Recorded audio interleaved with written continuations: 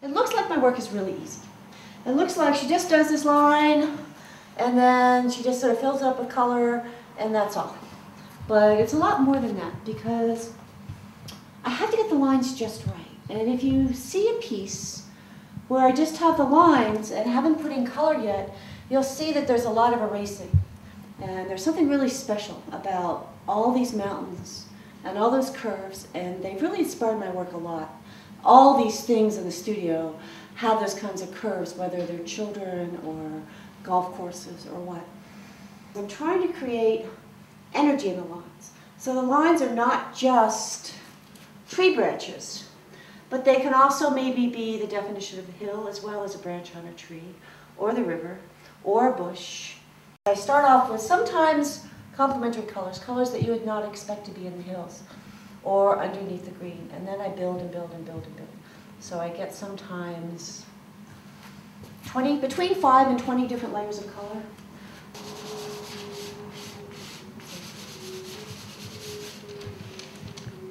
And I want to have the sense of light on these hills too.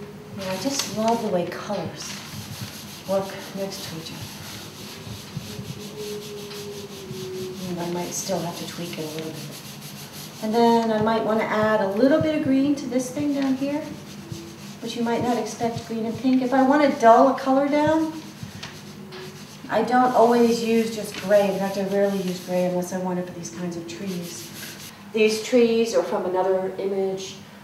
These are going to be actually trees, are from another image.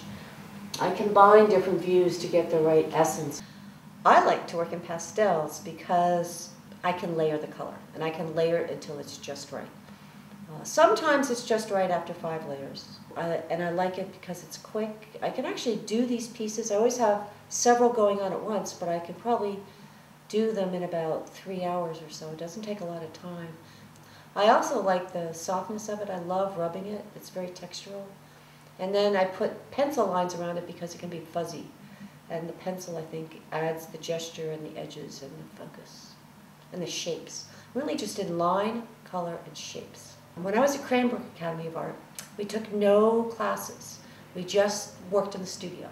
So we learned to dig inside ourselves to find what is essentially us and to put it on the canvas or the paper or whatever, to communicate content through the form. But I hope that there's a sense of peace, a sense of experience, a sense of exhilaration, beauty, meditation maybe.